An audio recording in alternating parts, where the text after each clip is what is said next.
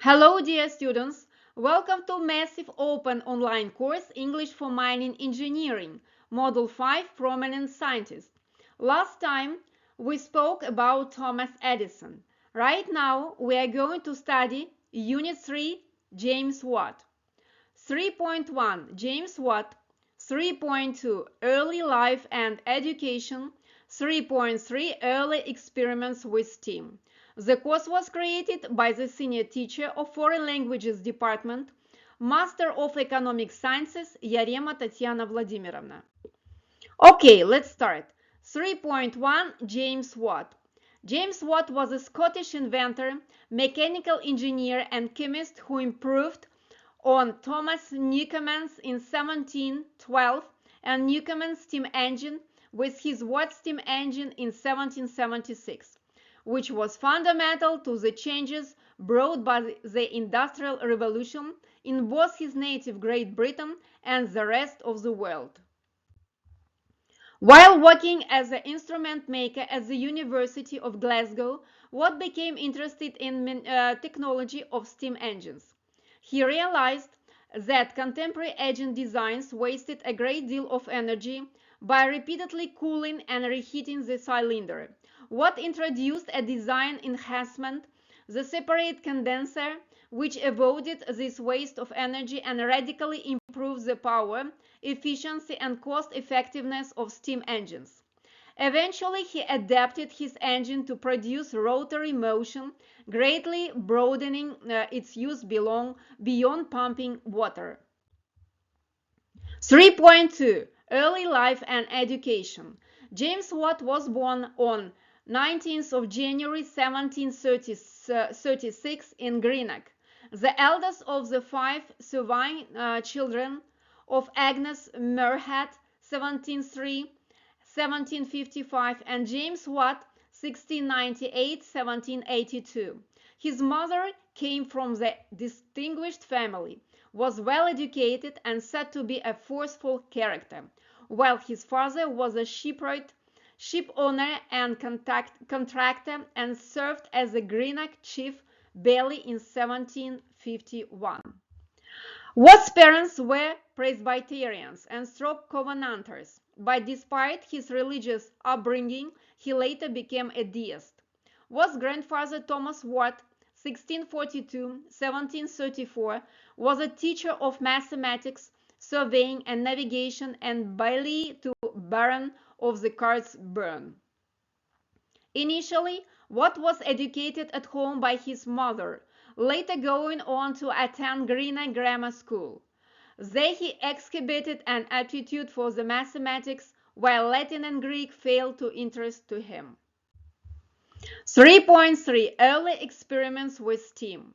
In 1759, Watt's friend John Robinson called his attention to the use of steam as a source of motive power.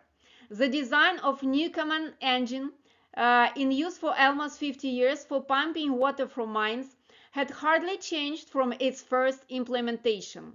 Watt began to experiment with steam, though he had never seen an operating steam engine. He tried constructing a model.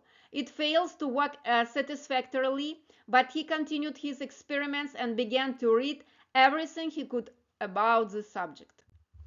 He came to realize the importance of latent heat, the thermal energy realized or absorbed during the constant temperature process. In understanding the engine, which unknown to Watt, his friend Joseph Black had previously discovered years before, understanding of steam engine was in a very primitive state, for the science and thermodynamics would not be formalized for nearly another 100 years. In 1763, Watt was asked to repair a model Newcomen engine belonging to the university. Even after repair, the engine barely worked. After much experimentation, Watt demonstrated that about 3/4 of the thermal energy of the steam was being consumed in heating the engine cylinder of every cycle. This energy was wasted because later in the cycle, cold water was injected into the cylinder to condense the steam to reduce its pressure. Thus, by repeatedly heating and cooling the cylinder, the engine wasted most of his thermal energy rather than converting it into mechanical energy. Watt's critical insight arrived in May 1765 as he crossed Glasgow Green Park, was to cause the steam to condense in a separate chamber apart from the piston and to maintain the temperature of the cylinder at the same temperature as the injected steam by surrounding it with a steam jacket. Thus, very little energy was absorbed by the cylinder on each cycle, making more available to perform useful work. Watt had a working model later than some years. Despite a potentially workable design, there were still substantial difficulties in constructing a full-scale engine. This required more capital, some of which came from Black. More substantial backing came from John Roebuck, the founder of the celebrated Cairn Iron, with whom he now formed a partnership, during which time Watt worked as a perfecting his steam engine in a cottage adjacent to the house. The shell of the cottage and a very large part of his project still exist to rare. The principal difficulty was in machining the piston and cylinder.